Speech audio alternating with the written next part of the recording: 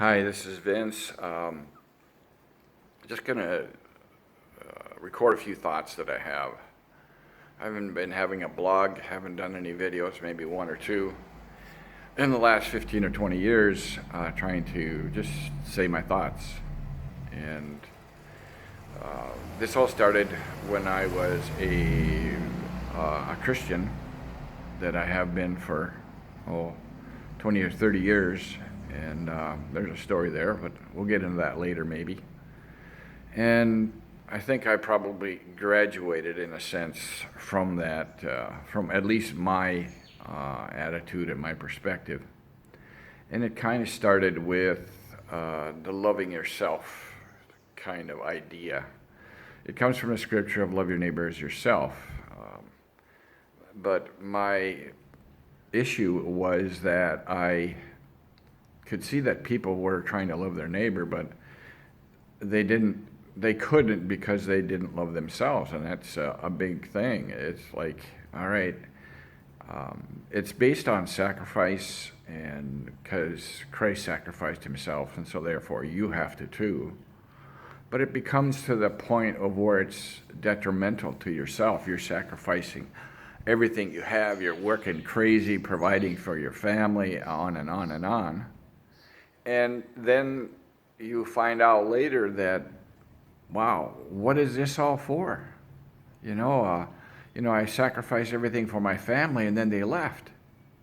It's because I was so focused on them and my job, nothing to do with me. And so I wasn't the kind of person that could be loved or love. And everything falls apart. So everything they sacrificed is done, is over. It all fell apart. How many times have I heard that? Many more times than I heard about, than it worked. So I also had a thing like, oh, Jesus, died for me, and so now I'm righteous. But I don't understand. They don't love themselves. They just think Jesus loved them. And so they don't go any deeper than that. And it turns out even me is that, Jesus loved me, so I can go out and lie and cheat and steal. And that's actually what happened, and it was a very bad ending circumstance. And I never focused on me. I never focused on what I needed to do because I was loved.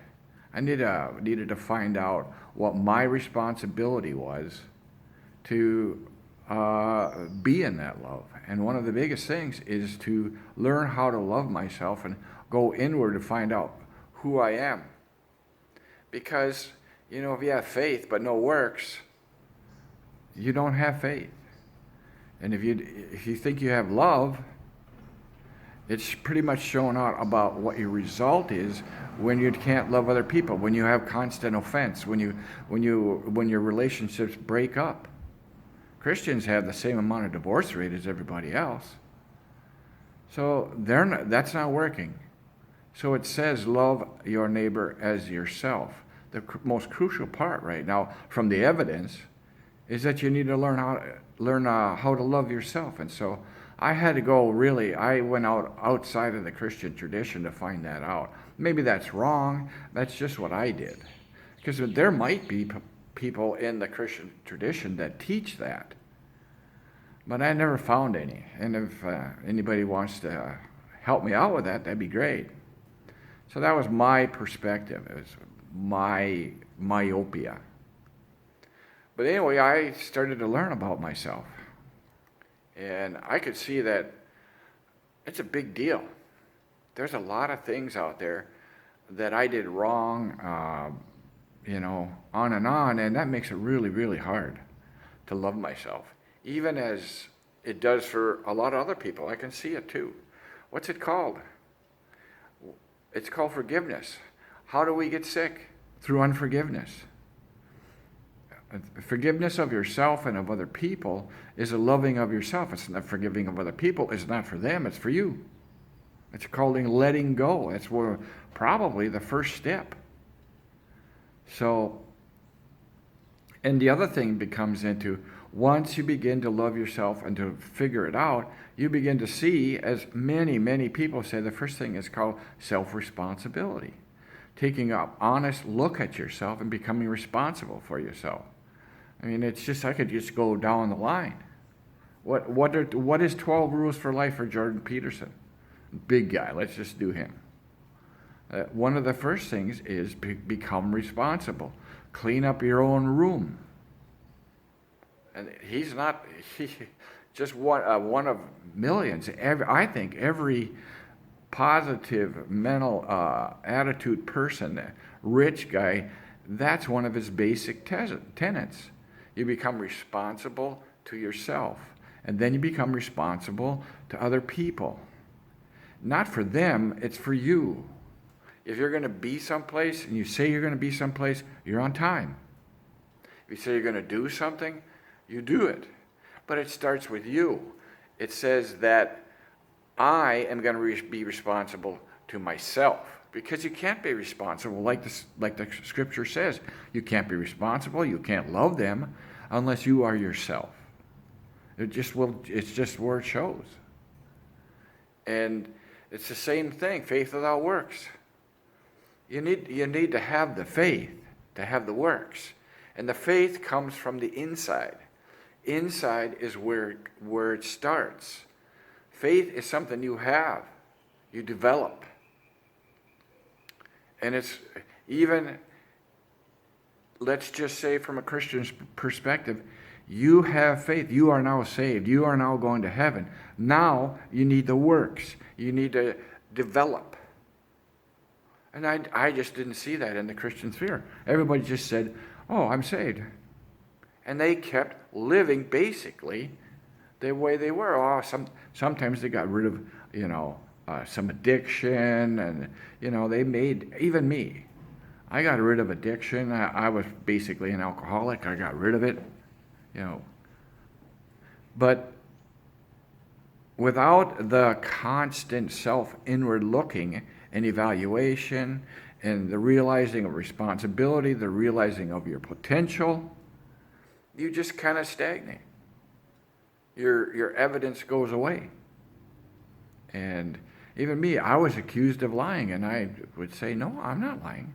But they heard something from me that came out of me. That was inside of me. That dishonesty, that lack of responsibility was on the inside. And I couldn't see it, but they could, and they didn't trust me. And I saw that many, many places. And it's like there's so many people, even outside the church, is that everybody gets offended because somebody else is saying something they don't like. Well, really, what is love? What is responsibility? It's taking responsibility for your own feelings. Taking responsibility for your own offense. And what does it say? Forgive yourself and forgive others.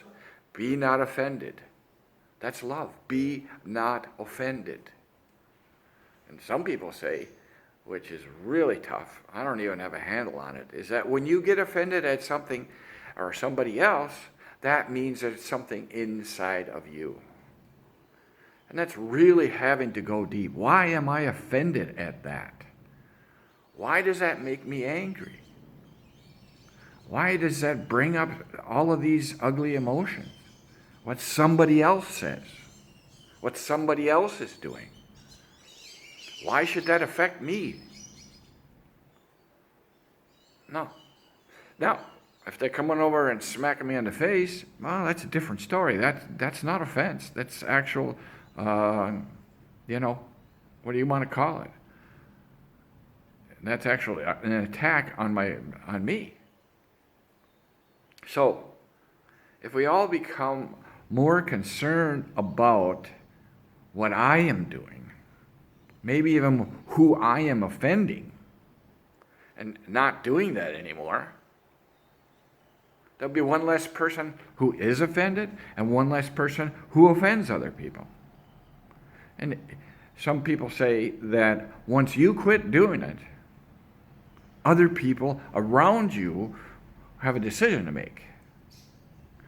Since you're not offended and you're not offending or less, they have nothing to be offended about. And when they can say whatever they want and you don't become offended, the conflict goes away more and more and more. And well, it doesn't mean you don't discuss, but you don't become offended. And more, soon people will come around you and say, that guy doesn't get offended. And he doesn't offend me. I want to be around that guy. And so you begin to focus, you begin to affect the world around you.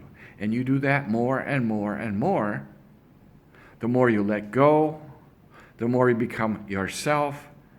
And why does that happen? Because there's so few people that are that way, that are confident in themselves, that are at peace, that don't go striking out. And when other people strike out, you understand, you let it brush off. And if they become, if they become abusive, you just separate yourself.